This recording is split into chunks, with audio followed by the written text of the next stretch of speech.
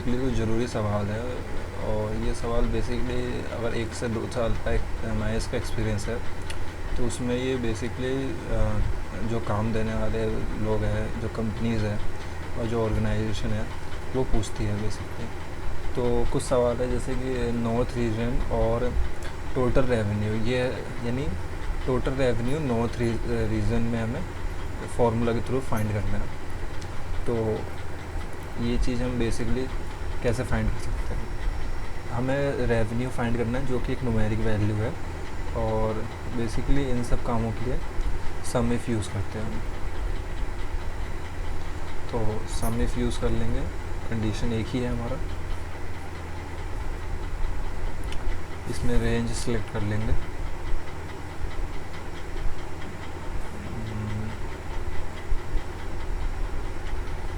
North region जिसमें है वो रेंज सिलेक्ट करेंगे।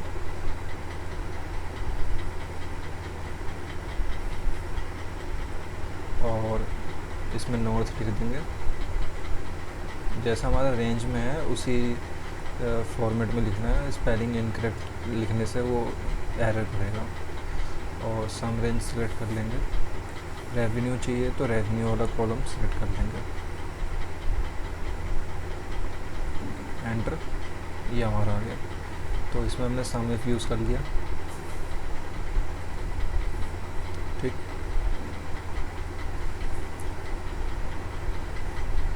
उसके बाद नेक्स्ट है। अब इसमें कैटेगरी 2 है। पहला कैटेगरी हमारा है क्राइटेरिया, सॉरी। तो क्राइटेरिया है राहुल शर्मा, और फिर दूसरा है इलेक्ट्रॉनिक्स। तो इलेक्ट्रॉनिक्स हमारा कैटेगरी है, नेम हमारा राहुल शर्मा है। तो राहुल शर्मा जिसने इलेक्ट्रॉनिक्स में कितनी रेवेन्यू की, उसका हमें समझना है कि इलेक्ट्रॉनिक्स में कितना रेवेन्यू हुआ। ये मल्टीपल क्राइटेरिया बेस होता है। तो सम इफ एक क्राइटेरिया के लिए होता है, सम इफ जो होता है मल्टीपल क्राइटेरिया के लिए हम यूज़ करते हैं। तो ये सम इफ्स यूज़ कर लेंगे हम। सम इफ्स, इसमें हमें सम रेंज पहले देना होता है। तो सम रेंज हमारा आएगा रेवेन्यू। रेवेन्यू आ गया। क्राइटेरिया में पहला क्राइटेरिया हमारा नाम का है राहुल शर्मा।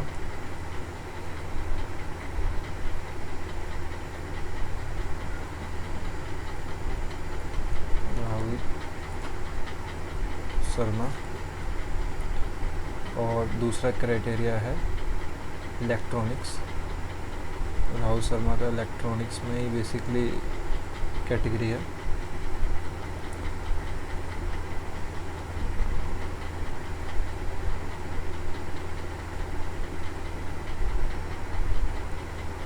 बेसिकली क्या है कि डोमेन एक पल के लिए चेंज हो सकता है, लेकिन जो हमारे डेटा के साथ काम करने के लिए जो फॉर्मूले होते हैं वो मोस्टली हर एक डोमेन में बेसिक लेवल के एमआईएस के काम के लिए सेम ही रहते हैं। तो जो फॉर्मूले मैंने बेसिकली इसमें यूज़ कर रहा हूँ, ये अगर 10 एमआईएस की प्रोफाइल है तो उसमें से 8 से 9 यानी 8 प्रोफाइल में तो ये फॉर्मूले रिक्वायर्ड होंगे। और जो हाई सीनियर लेवल की प्रोफाइल होती है उसमें भी ये रिक्वायरमेंट होती है, और उसके अलावा और भी बहुत सारी रिक्वायरमेंट होती है सीनियर लेवल के प्रोफाइल के लिए। तो उसके लिए भी मैं उसको बाद में बता दूंगा। अभी फ़िलहाल हम बेसिक लेवल का जो एमआईएस की प्रोफाइल होती है उसमें क्या क्या सवाल पूछे जाते हैं कंपनीज़ में, और जो इंटरव्यूअर है वो क्या क्या पूछेगा, उन सवालों का बेसिकली इसमें हम कैसे उन सवालों के लिए हम फॉर्मूला यूज़ कर सकते हैं वो चीज़ बता रहा हूँ। अब जैसे इसमें इलेक्ट्रॉनिक्स और राहुल शर्मा हमने सेलेक्ट कर लिया, एंटर प्रेस करेंगे, ये वैल्यू आ जाएगी हमारी। तो ये सम इफ यूज़ किया था इसमें, और इसमें सम इफ यूज़ किया था। अब प्रिया नेहर, ये हमें एक्स लुकअप से हम इजीली फाइंड कर लेंगे कि प्रिया नेहर का हमारा टारगेटेड कितना है। यहाँ पे प्रिया नेहर है, इनका टारगेटेड निकालना है। एक्स लुकअप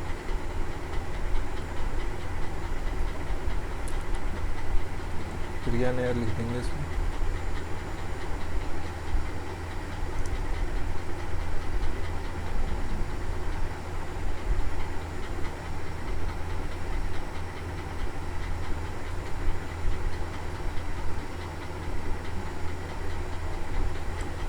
तो इसमें हमें टारगेटेड चाहिए बस। तो टारगेटेड वाला यानी जितने हमें कॉलम चाहिए होता है बस उतने कॉलम सेलेक्ट कर लेंगे तो उतने कॉलम हमारे ईजिली आ जाएंगे। और लुकअप वैल्यू जिस कॉलम में है वो कॉलम सेलेक्ट करना होता है, और रिज़ल्ट वाला जो रिज़ल्ट में हमें जो कॉलम चाहिए होता है उतने कॉलम सेलेक्ट करना होता है। तो जितने कॉलम हमें टारगेट वाला चाहिए तो टारगेट वाला हमने सेलेक्ट कर लिया, एंटर।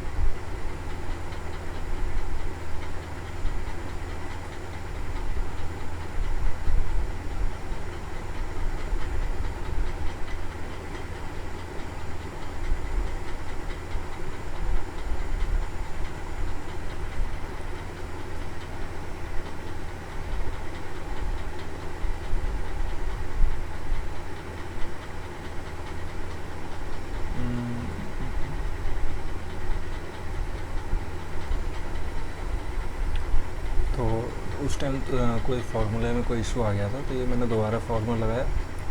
तो बेसिकली हमें लुकअप सर्च करना होता है। प्रिया नायर का हमें टारगेट सर्च ढूंढना था। तो प्रिया नायर जिस कॉलम में है वो कॉलम हमने सेलेक्ट कर लिया, जो कॉलम हमें टारगेट में चाहिए था वो कॉलम सेलेक्ट कर लिया। इसमें हम मल्टीपल कॉलम सेलेक्ट करेंगे तो मल्टीपल कॉलम की वैल्यू आ जाएगी। अगर हमारा लेफ़्ट साइड रिज़ल्ट वाला कॉलम है तो वो लेफ़्ट साइड में हम सेलेक्ट कर लेंगे, यानी कहीं भी हम सेलेक्ट करेंगे तो उसके क्रॉसपॉइंट लुकअप वैल्यू वाले कॉलम से हमारी वैल्यू वो सर्च करके हमें मिल जाएगा। काफ़ी फ्लेक्सिबल फार्मूला होता है एक्स लुकअप।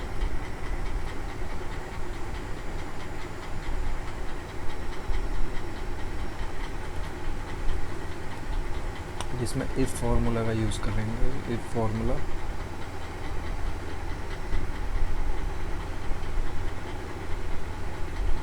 और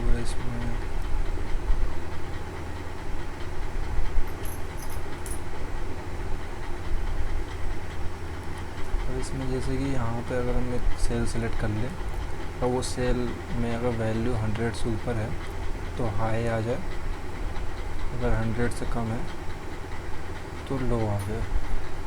तो यहाँ पे जैसे अगर हम 100 लिखेंगे, कौन सा सेल था, D2, तो अगर इसको 101 कर देंगे तो हाई आ गया, और 99 लिखेंगे तो लो आ गया। तो ये इसको इस तरीके से यूज़ कर सकते हैं इफ फार्मूला। अब इसका हमें पाइवट टेबल बनाना है, जो हमारा प्रैक्टिस डेटा सेट है, प्रैक्टिस डेटा सेट का हमें पाइवट बनाना है।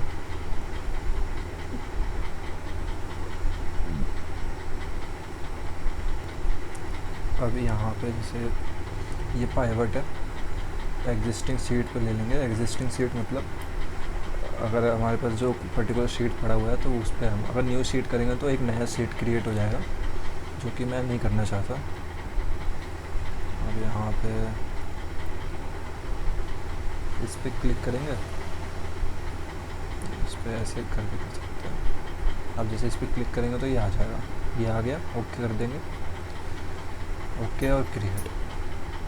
अब जैसे हमें क्या करना है, हमें रीजन में क्या रखना है, रीजन आई मीन रो में हमें क्या रखना है, रीजन, क्योंकि रीजन वाइज रेवेन्यू और यूनिट सोल्ड हमें चाहिए। तो हम क्या करेंगे, यहाँ पे फिल्टर में जाएंगे, सॉरी रोज़ में जाएंगे और रीजन लिख देंगे। फिर उसके बाद जैसे ये आ गया होगा यहाँ, और उसके बाद हम वैल्यू में हम क्या करेंगे, यूनिट चाहिए, यूनिट कितनी बिकी, और उसके बाद वैल्यू में हमें और क्या चाहिए, रेवेन्यू कितना बिका। तो ये हो गया। पाइवट बेसिकली क्या होता है कि हमारे पास डेटा अगर 70-80 हज़ार रोज़ का भी होता है तो उसका भी काफ़ी इजीली समराइज़ कर देगा। अब जैसे ये क्या है, ये तो 13 रोज़ है बेसिकली। अगर हमारे पास डेटा काफ़ी ज़्यादा भी है ना, तब भी हमें काफ़ी इजी रहता है, और पाइवट ईज़िली रिफ्रेश भी हो जाता है। उसको हमें दोबारा अगर नया डेटा हमारा है, वहाँ पे कोई चेंजेस है, तो उसको भी हमें अगर रिफ्रेश करेंगे तो हम वो चेंजेस भी इजीली शो हो जाते हैं। तो ज़्यादा बड़े डेटा पे, ह्यूज डेटा पे काम करने के लिए पाइवट एक्सेल में या गूगल शीट में काफ़ी हेल्पफुल टूल होता है, उसमें काफ़ी इजीली हम काम कर सकते हैं। अभी जैसे ये पाइवट भी हो गया, इसमें हमने पाइवट लगाया,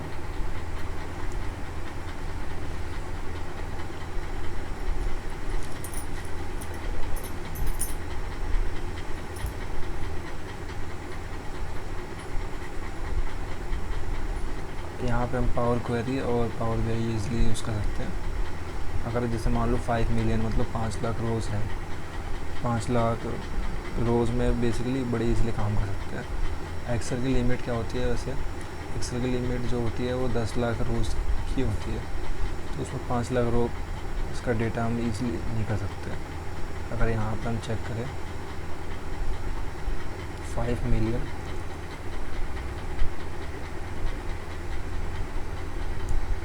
रोज़ इज़ पॉसिबल,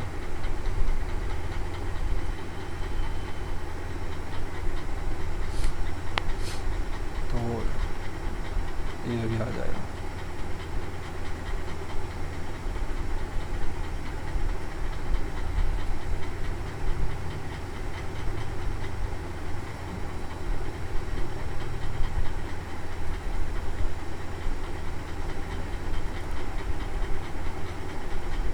अभी इसमें चलिए